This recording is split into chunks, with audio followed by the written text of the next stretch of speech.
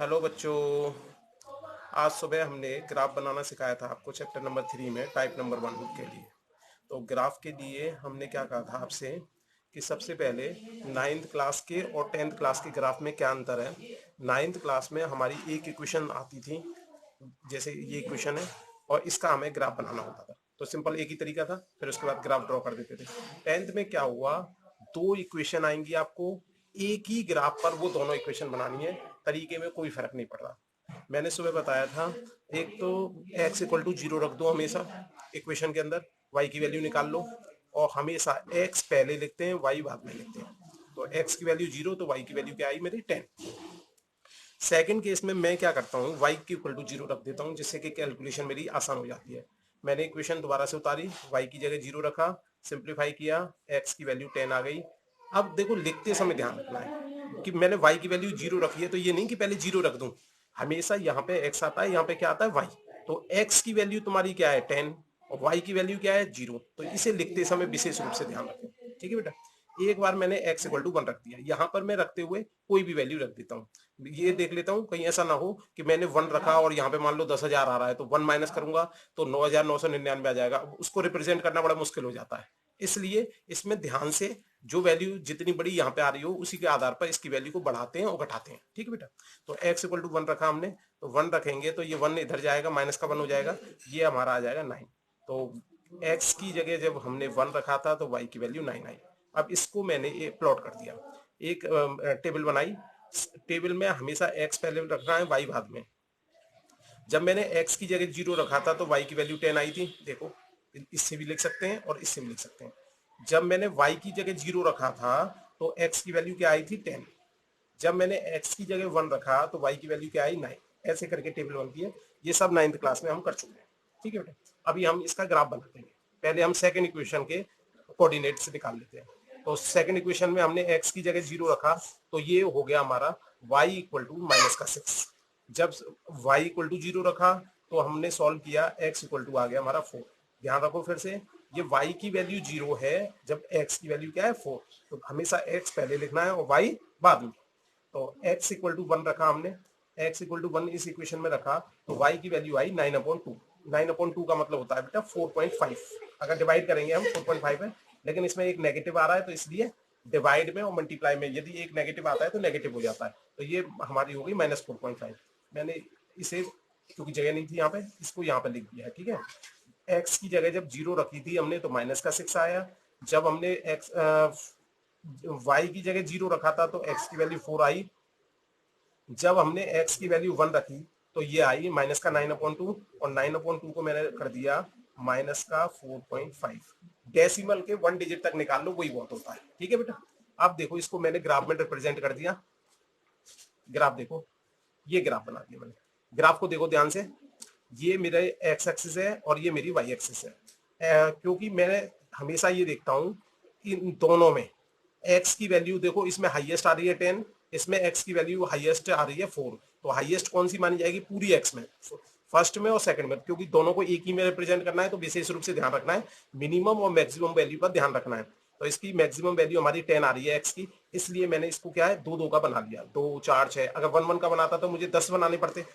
मैंने y की value देखी, y की यहाँ पे मैक्सिमम 10 आ रही है, यहाँ पर y की वैल्यू मैक्सिमम आ रही है वही मैक्सिमम तो यही है 0।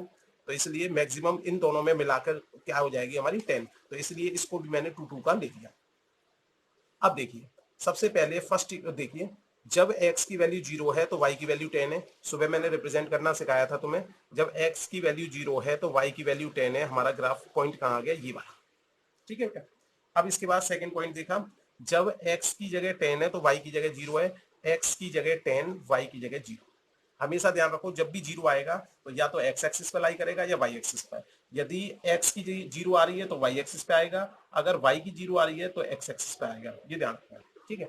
अब देखो तीसरा पॉइंट था हमारा, जब हमने 1 रखा था तो 9 आया था। x की जगह 1, देखो ये 2 है ना, तो 1 तो हमारा यहाँ पे होगा। मैंने कहा था यहाँ पे एक लाइन सोच लेना, ये लाइन आ रही है, ग्राफ में देखोगे तो ये लाइन होगी। और y की जगह कितना आता है 9। अब 9 से यहाँ पे लाइन आएगी, तो ये दोनों इंटरसेक्ट कहाँ पे करेंगे, यहाँ पे। अगर रिप्रेजेंट करना चाहो तो ऐसे करके कर दो इसको। जब x की वैल्यू 1 है तो y की वैल्यू मेरी क्या है 9। ये पॉइंट दिख जाना चाहिए। अब फिर इसके बाद मैंने इसको ड्रॉ कर दिया और मैंने कहा था हमेशा इक्वेशन को तुरंत की तुरंत जैसे ही लाइन ड्रॉ की तुरंत इक्वेशन लिखो, जिससे बाद में ये कंफ्यूजन ना हो किस इक्वेशन की कौन सी लाइन है। अब सेकंड लाइन देखी मैंने 0 पर -6, तो देखो यहाँ पर देख लो, अब दिख रहा होगा आपको, x पर 0 है, y की वैल्यू -6 है, तो देखो x की वैल्यू 0 है, y की वैल्यू -6 है, तो y पे आ गई। इसके बाद x की वैल्यू 4 है, y की वैल्यू 0 है, तो x पे आ जाएगी। इसके बाद x की वैल्यू जब 1 है, 1 ये और y की वैल्यू है -4.5, देखो -4.5 कहाँ होगा, ये -4 है, ये -6 है, तो इसका मतलब -5 तो यहाँ पे होगा, -4.5 तो और भी इसके आधे होगा। यहाँ से एक लाइन बना ली हमने, एक 1 पे बनाई, दोनों कहाँ पे काट रही हैं, इस जगह पर, तीनों को पकड़ के हमने ज्वाइन कर दिया, लाइन की इक्वेशन लिख दी और हमारा काम खत्म। ठीक है बेटा, आगे क्वेश्चनों में मैं सॉल्व करके नहीं दिखाऊंगा, सीधे वैल्यू निकाल के दिखा दूंगा। आपको एग्जाम में इसी तरह से करना है। ठीक है बेटा, अगर एग्जाम में ये डायरेक्ट कर दोगे तो नंबर नहीं मिलेंगे। तो देखो मैंने डायरेक्ट कर दिए, आपको नहीं करना। क्वेश्चन नंबर 2 था हमारा x plus y equal to 3000। अगर मान लीजिए मैंने x की जगह 0 रखा, ये 0 रखूंगा तो ये खत्म, तो y की वैल्यू डायरेक्ट पता पड़ जाएगी 3000, लेकिन आपको सॉल्व करके दिखानी है। जब मैंने y की जगह 0 रखा तो ये खत्म, x की वैल्यू 3000 हो गई। अब मैंने कहा अगर मान लीजिए मैं रख देता x की जगह 1, 1 रखता, इसे माइनस करता तो ये आता 2999। अब उस वैल्यू को जब मैं एक एक हजार का डिफरेंस लूंगा तो रिप्रेजेंट करने में प्रॉब्लम आएगी, इसलिए मैंने x की जगह क्या ले लिया यहाँ पे 1000, क्योंकि मैं 1000 को रिप्रेजेंट कर सकता हूँ जब मैं 1000 की गैपिंग कर रहा हूँ। 500 को भी रिप्रेजेंट कर सकता हूँ, 500 भी ले सकते थे, यहाँ पर अपनी मर्जी से कोई भी वैल्यू ले सकते हैं, लेकिन वैल्यू लेते समय ये ध्यान रखना है अगर ये वैल्यू बड़ी होती है तो यहाँ पे भी वैल्यू हम बड़ी ले लेते हैं। ठीक है बेटा, पॉइंट में आ जाए कोई बात नहीं, डेसिमल से कोई घबराना नहीं। अब मैंने इसमें 1000 लिया तो 1000 मेरा इधर माइनस से आएगा तो 2000 हो जाएगी, तो इसकी वैल्यू मेरी निकल गई। इसका ग्राफ बना दिया मैंने, अभी बताते हैं, पहले इसकी वैल्यू देख लीजिए। x की जगह मैंने यहाँ पे 0 लिया तो ये खत्म, y की जगह हो गया हमारा 2000, y की जगह 0 लिया तो x की जगह हमारा हो गया 3000। अब मैंने वैल्यू यहाँ पे 1 लेता तो फिर वही खराब वैल्यू आती, इसलिए मैंने x की जगह क्या ले लिया 1500। 1500 का 2 से मल्टीप्लाई किया 3000 हो गया, इसको मल्टीप्लाई 3000 माइनस करेंगे और इससे डिवाइड मारेंगे तो ये आ जाएगा 1000। अब देखो इसको रिपीट करते हैं, ये देखो ये है मेरी x plus y equal to ये 0 पर 3000, देखो 0 x पे, y पे 3000, 3000 कहाँ पे होगा वो देखो। ये जो गैप लिया है हमने 1000 का लिया है, तो ये भी 1000, 2000, 3000, तो ये 3000 x पर 0। अब x पर 3000 और y पे 0, ये दूसरा पॉइंट हो गया हमारा। तीसरा पॉइंट x पर 1000 और y पर 2000, देखो यहाँ से अगर हम 2000 से एक लाइन सोचेंगे और यहाँ से 1000 से एक लाइन सोचेंगे, ये दोनों यहाँ काट रही है नहीं काट रही, तीनों को पकड़ के हमने ज्वाइन कर दिया। ठीक है लाइन, फिर लाइन की इक्वेशन लिख दी। इसी तरह x पे 0 और y पे 2000, y पे 2000 हमारा ये रहा। ठीक है, इसके बाद x पर 3000 और y पे 0, ये तो रिप्रेजेंट हमने पहले ही कर दिया, फिर दोबारा से उसी के ऊपर पॉइंट आ गया। अब तीसरा है x पर 1500 और y पर 1000, देखो x पे 1500 कहाँ पे होगा हमारा, ये 1000 हो गया, ये 2000 हो गया, तो फिर 1500 हमारा यहाँ पे होगा। अब इसके बाद अगर मैं यहाँ से लाइन लूं और y पर हमें चाहिए 1000, देखो बेटा ये यहाँ से गई, ये यहाँ पे काट रही है, तो ये पॉइंट हमारा यहाँ पे हो गया, इसको ज्वाइन कर दिया, इक्वेशन लिख दी, काम खत्म। ठीक है बेटा, इसी तरह क्वेश्चन नंबर 3 में किया है हमने, x की जगह 0 रखा तो y की वैल्यू 500 आ गई, y की जगह 0 रखा तो x की वैल्यू 300 आ गई। इस बार हमने 100 रख दिया जिससे वैल्यू थोड़ी सिंपल सी आए, लेकिन डिवाइड करने पर पॉइंट में आ गई, कोई बात नहीं, पॉइंट के 1 डेसिमल तक निकाल लेना। ठीक है, ऐसे इसमें x की जगह 0 रखा, y की वैल्यू आ गई, y की जगह 0 रखा, x की वैल्यू आ गई। अब इसमें हमने क्या किया, x की जगह रख दिया 500, अगर मैं 1 रख देता बहुत खतरनाक वैल्यू बन जाती, इसलिए नहीं रखता। ठीक है, इसके बाद वही x पे 0, y पे 500, 500 देखो कहाँ पे होगा, ये मैंने गैपिंग ले ली क्योंकि इसमें हाईएस्ट वैल्यू 1000 आ रही है, तो 200 की गैपिंग ले ली। अब देखिए x पे 0, y पे 500, y पे 500 कहाँ पे, ये देखो ये 400 है, ये 600 है, तो बीच में होगा कहीं 500, तो ये बन गया 300 x पर 300 और y पर 0, ये 300 हो गया हमारा। इसके बाद 100 और 333, देखो भाई 100 हमारा ये है और 333 बनाएंगे ऐसे करके, ये यहाँ पे कहीं आएगी, ठीक है बेटा, ये पॉइंट ये थोड़ा सा ऐसे कर लिया। अब x पे हमने x पे लिया 100 और y पर 333, देखो बेटा अब कैसे बनाएंगे, यहाँ पर हमारा आ रहा है 400, तो 333, ये 300 आ रहा होगा, तो 300 से थोड़ा सा आगे होगा, थोड़ा सा आगे हो गया है ये। जब ग्राफ पे बनाएंगे तो एकदम एक्यूरेट दिख जाएगा।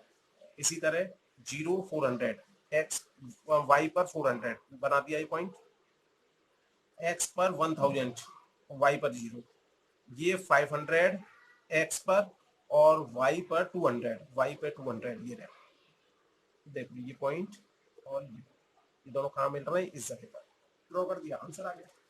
क्वेश्चन नंबर 4 देखिए, x की जगह 0 रखा, y की वैल्यू 8 आ गई, y की जगह 0 रखा, x की वैल्यू 8 आ गई। अब मैंने इसमें 1 भी रख देता तो 7 आ जाती, रिप्रेजेंट कर देता, लेकिन मैंने 3 रख दिया, जैसे कि आपको थोड़ा सा ये आइडिया हो कि ये वैल्यू अपनी मर्जी से चेंज भी कर सकते हैं, ठीक है बेटा। यहाँ पर x की जगह 0 रखा, -3 आ गया, 3 रखा 0 आ गया, सिंपल 1 रखा -2 आ गया, इसमें कुछ भी चेंज नहीं किया मैंने। इसमें देखो क्वेश्चन नंबर 5 में, इसमें जो इक्वेशन दे रखी थी हमने, जब मैंने x की जगह 0 रखा तो y की वैल्यू 0 आ गई।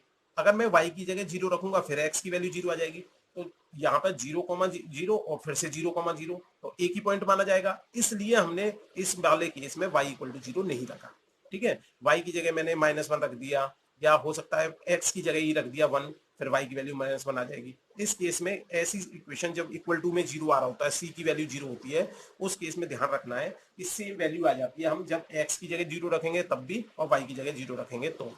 इसलिए ऐसे केस में जब 0 0 आ जाए तो उस केस में x की कोई भी वैल्यू रख दो, 1 2 3 100 1000 1000, तो अपने आप सिंपल फॉर्म में आपका इक्वेशन बन जाएगी। इस केस में कोई भी विशेष चेंज नहीं किया है, इसमें केवल डेसिमल में वैल्यू आ गई है, तो कोई परेशानी नहीं। 3 से 4 को डिवाइड करना है आपको 3 से, तो ये 1.33 आएगा, केवल हमें रिप्रेजेंट करना है 1.3। देखो ये 1 है, 1.3 अगर रिप्रेजेंट करता हूं मैं y पे तो ये 1 है, तो 1.3 ये थोड़ा सा आगे कर लिया और इस जगह पर 1.3 होगा, यहाँ से लाइन गई 1.3 की और यहाँ से लाइन गई 1 की, दोनों काट रहे हैं, पॉइंट रख दिया, ठीक है बेटा। आगे अगर इस तरह के 8-10 क्वेश्चन आप और कर लेंगे तब जाके आपका ग्राफ पर कमांड बनेगी, ठीक है बेटा। एनसीईआरटी में बहुत सारे क्वेश्चन दे रखे हैं, अभी कुछ क्वेश्चंस लैंग्वेज वाले दे रखे हैं, लैंग्वेज वाले क्वेश्चनों को मैं अभी कराऊंगा सारों को, लेकिन पहले आप ऐसे क्वेश्चन लो, किसी भी इक्वेशन को ड्रॉ करो, फिर उसके बाद उस जब तीनों पॉइंट्स आपके एक ही लाइन पे आ जाएंगे तो इसका मतलब 100% आपकी लाइन की इक्वेशन वो सही है, ठीक है। Thank you.